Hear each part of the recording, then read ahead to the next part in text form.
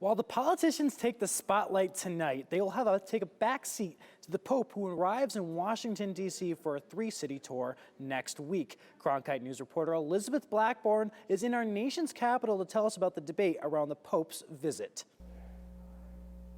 Pope Francis arrives on Tuesday night, and on Thursday he addresses a joint session of Congress. He's the first Pope in history to do this, and not everyone is happy about it. I think it's a mistake. That is Royce Speckhart with the American Humanist Association talking about Pope Francis' historic address to a joint session of Congress.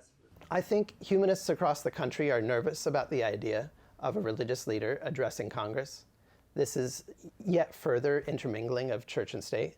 Ashley McGuire understands the concern, but believes that people should not avoid the combination of politics and religion. I think there's a squeamishness about religion in America, an idea that religion should have absolutely no influence in America in politics.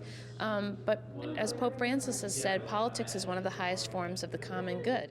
Christopher Hale describes the visit as the monumental event of the year, and the impact of faith on politics is unavoidable. Of course, there is a separation of church and state, but there's not a separation between faith and values and politics. But for Speckhart, the time should be spent with other government issues. Top issues of concern around the budget, around education of our kids, foreign relations, issues around religion should be left to individuals to decide. However, Arizona Representative Ruben Gallego believes any leader can address Congress. We should be open to some of these world figures, not just, for example, him, but we have the Dalai Lama could also come and speak, and I think he has spoken in the past. Bishop Desmond Tutu has spoken in the past. So there have been other religious figures that have spoken. He is in Cuba this weekend, and then after being in Washington, he heads to New York and Philadelphia before traveling back to the Vatican.